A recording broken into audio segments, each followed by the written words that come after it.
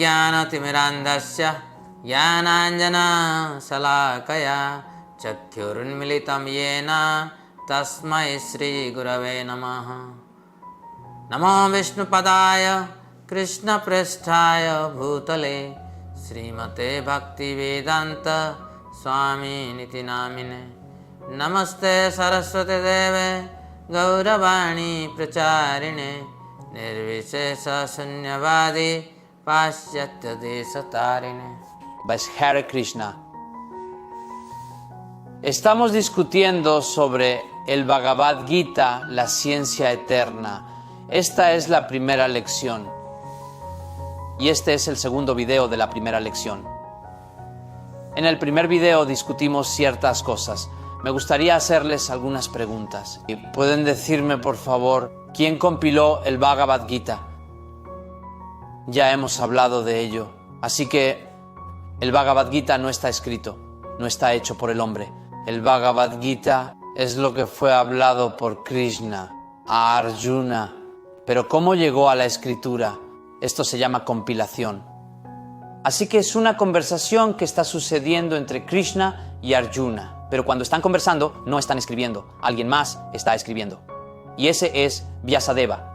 Así que Srila Vyasadeva es el compilador del Bhagavad Gita, no es el escritor. De modo que cuando escribió el Bhagavad Gita, siempre que Krishna hablaba, en lugar de decir Sri Krishna Uvacha, escribió Sri Bhagavan Uvacha, para enfatizar el hecho de que Krishna es la verdad absoluta.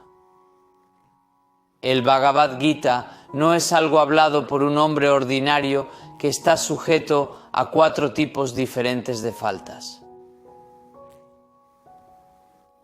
Dios mismo está hablando. Sri Bhagavan Uvacha. Esa es la importancia del Bhagavad Gita. Así que toda búsqueda acaba en el Bhagavad Gita. Yo tenía esta analogía que pregunté, que discutimos ayer. Una es que hay una gran reserva de agua y hay un pozo, una pequeña reserva de agua. Entonces, si hay una gran reserva de agua, no te preocupas de si el agua está en el pozo o no. ¿No es así? Del mismo modo, el Bhagavad Gita es la gran reserva del conocimiento védico.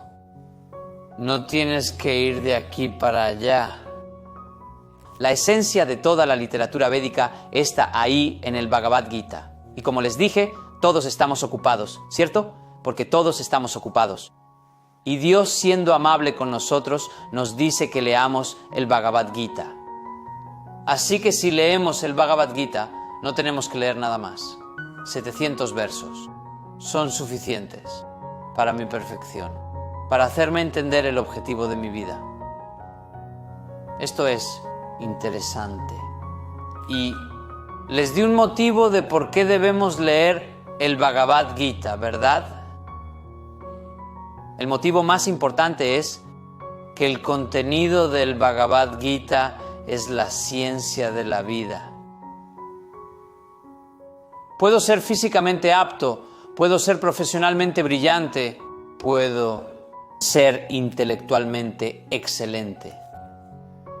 Pero los reveses de la vida nos sucederán a todos.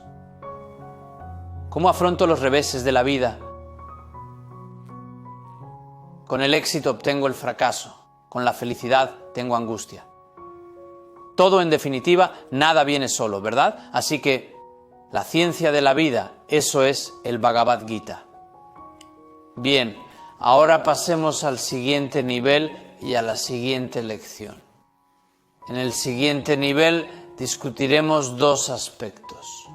Uno es que, debido a que somos parte de este gigantesco universo, y en el momento en que contemplamos la naturaleza de este universo, y no hay solo un universo, sino que hay múltiples universos, y a la vez cuando nos miramos a nosotros mismos, podemos sentir fácilmente que somos muy insignificantes. Así que la humildad es algo natural que debe florecer en nosotros, porque somos tan diminutos. Y a pesar de ser diminutos, si no hemos desarrollado la humildad, eso significa que mi profundidad de conocimiento es muy superficial. Y ese conocimiento superficial me hace sentir orgulloso y arrogante. Con arrogancia no podemos obtener respuestas a preguntas más profundas. Así que esto es algo que discutiremos. Y luego haremos ciertas observaciones. Así que empecemos. Bien, espero que estén conmigo. Hagámoslo. El sistema solar ha sido una gran fuente de inspiración para los primeros científicos en el contexto moderno. Los datos astronómicos registrados por Tycho Brahe llevaron al descubrimiento de las leyes del movimiento planetario por Johannes Kepler. Posteriormente, la ley universal de la gravitación de Newton captó su esencia. Puede que estas leyes científicas no tengan mucho sentido para el común de la gente. Sin embargo, todo el mundo puede apreciar el hecho de que cada objeto, tal como estos planetas gigantescos, parece estar flotando en el espacio del sistema solar. Por ejemplo, el planeta Tierra es como una esfera y está girando alrededor de su eje. Si piensan profundamente, se darán cuenta de que todos nosotros en realidad estamos colgando, con la cabeza hacia abajo y las piernas hacia arriba. Todo está colgando bajo alguna fuerza. El agua del océano cuelga, pero no se derrama. Esta observación llevó a Newton a acuñar el concepto de la fuerza gravitatoria por la que los objetos cercanos a la superficie de la Tierra son atraídos hacia ella. Independientemente de la ley de la gravitación de Newton o de la teoría de la curvatura del espacio-tiempo de Einstein, todos los grandes planetas de este sistema solar han estado perfectamente situados desde el momento de su creación. En este sentido, la ley de gravitación de Dios sigue siendo un misterio. Verán, todos nosotros hacemos observaciones, pero esas observaciones no tienen mucho sentido para nosotros. ¿Por qué? Porque alguna otra prioridad en nuestra vida nos ha hecho tan cautivos que no somos capaces de observar ciertas cosas pertinentes. Les daré un ejemplo de mi propia vida. Cuando estudiaba en 11º grado, me encontré caminando por el río Mahanadi en la mitad de la noche. De manera accidental, se podría decir. Y mientras caminaba a lo largo del Mahanadi, vi la luna arriba y la arena, que en el Mahanadi se veía deslumbrante debido a la luz de la luna. Y como estaba solo y tenía que caminar casi 5 kilómetros en la mitad de la noche, no tenía a nadie más para contemplar excepto a mí y al universo que me rodeaba. Y fue entonces cuando me di cuenta de lo insignificante que era, porque sentía miedo en mi interior. No había nadie alrededor. Me sentí tan insignificante en esta creación. Y esto me llevó a un pensamiento profundo.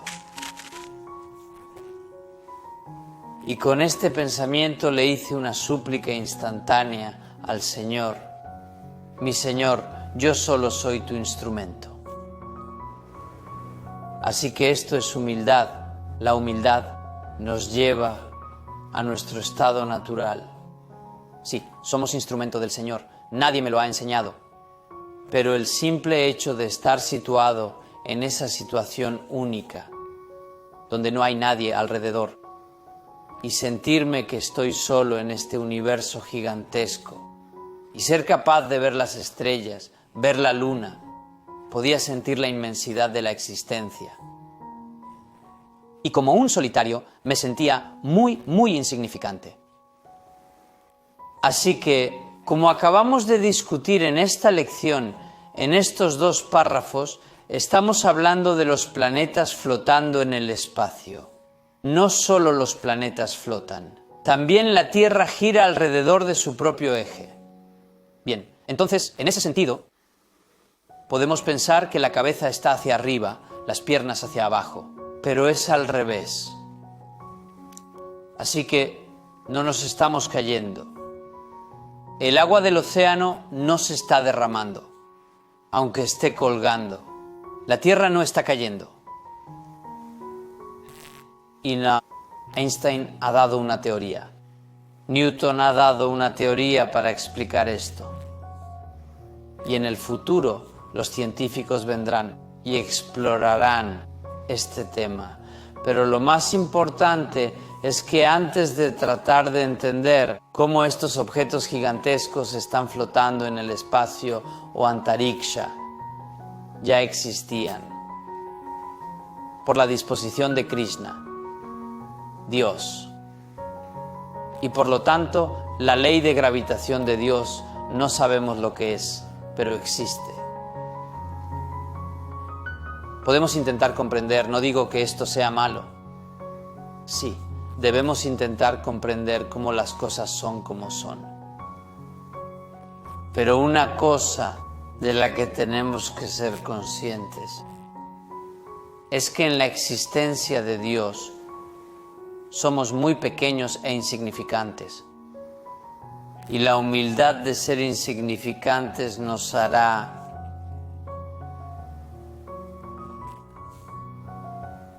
abordar el tema del Bhagavad Gita con un espíritu apropiado. Tener humildad no significa que seamos inútiles.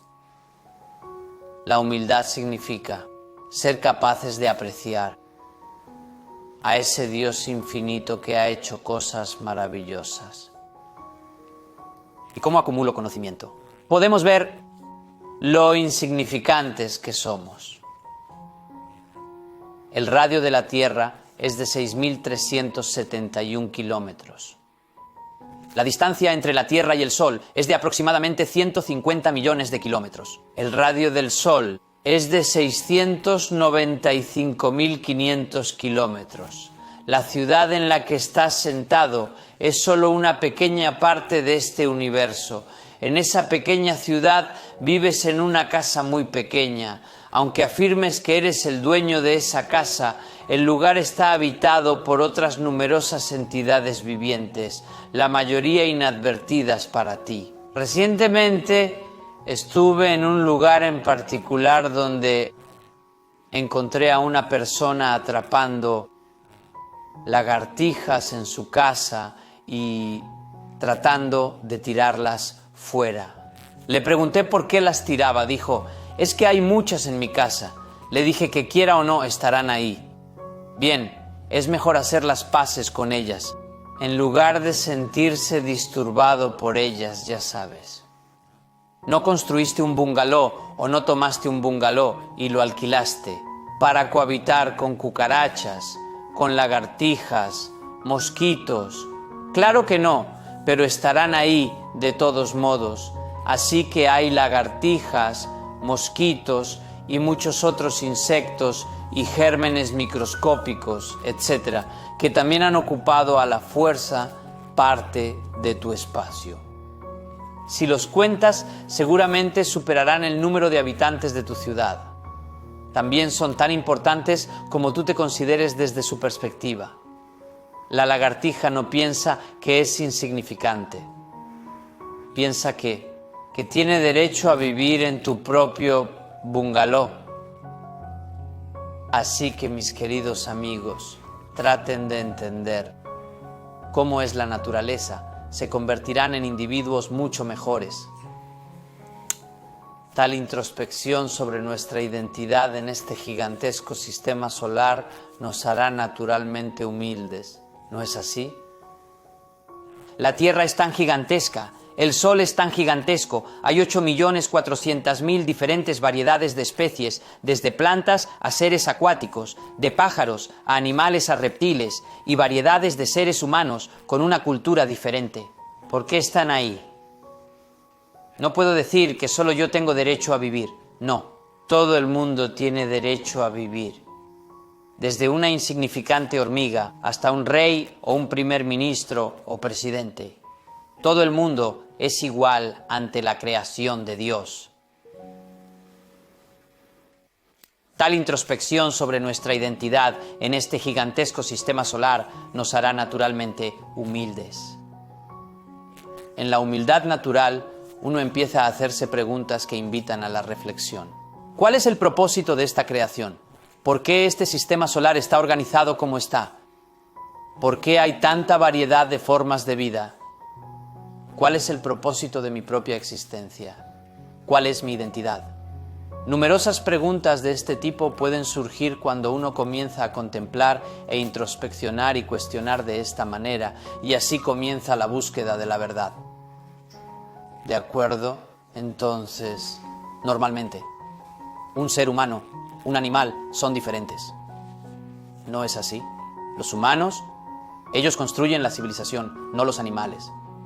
Los animales no tienen su propia civilización. Los humanos quieren desarrollar su propia creatividad en arte, literatura, ciencia, economía, matemáticas. En una variedad de campos les gustaría desarrollar su creatividad. Eso los animales no lo hacen.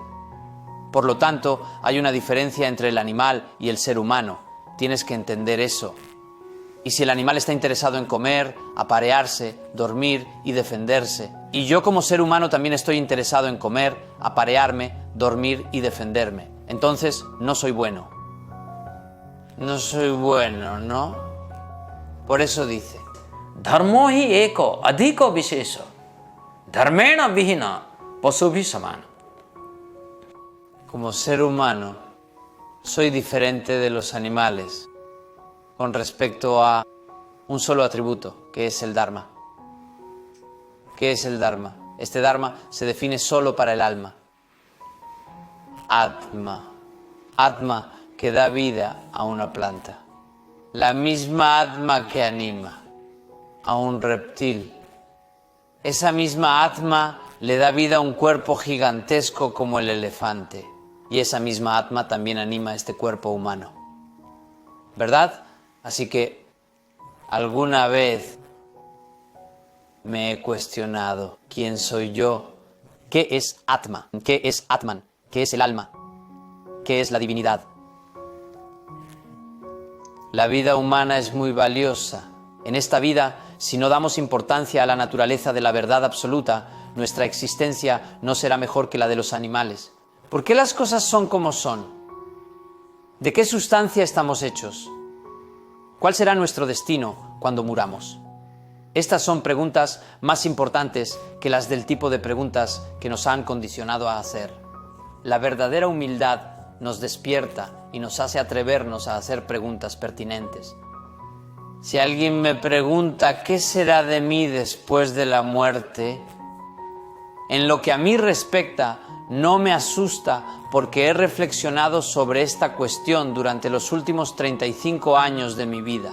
No me refiero a si tuve la oportunidad de plantearme esas preguntas en mis vidas anteriores, pero al menos en esta vida, durante los últimos 35 años, estoy contemplando lo que me pasaría después de la muerte. Así que no va a ser una sorpresa para mí cuando llegue la muerte. Y porque he contemplado y sé que aunque este cuerpo perezca, yo no pereceré, el alma no perecerá. Así que no estaré en la ignorancia en el momento de la muerte, como otros. Me gustaría, mis queridos amigos, que abandonasen la ignorancia. Acérquense al conocimiento. El Bhagavad Gita es esa antorcha de conocimiento. Si lo tienes, nunca estarás en la ignorancia. Siempre estarás en la iluminación. Siempre estarás liberado del miedo, de la angustia. Siempre estarás en un estado de alegría. Así que el viaje que comienza con el Bhagavad Gita es un viaje eterno. Y este viaje es siempre alegre, incluso si caminando por la jungla muchas veces las espinas puedan pincharme los pies. Pero el proceso de caminar por las selvas, por las montañas, es un proceso alegre. Del mismo modo, este viaje del alma, como alma, es siempre alegre, mientras que el viaje del alma en la forma de este cuerpo mundano es muy doloroso. Así que el Bhagavad Gita nos prepara. Iniciar un viaje, emprender un viaje en el que el viaje del alma comienza como alma, no como cuerpo. Eso significa que aprendo a ser yo mismo. Aprendo a estar dentro de mí mismo. Aprendo a encontrar la felicidad, la plenitud dentro de mí. Y rechazo las cosas que son externas a mí. Esta es la belleza del Bhagavad Gita. Y en el próximo video voy a hablar de observaciones muy importantes que tú tienes, yo tengo, todos nosotros tenemos, pero nunca les damos importancia a esas observaciones. Gracias. Hare Krishna.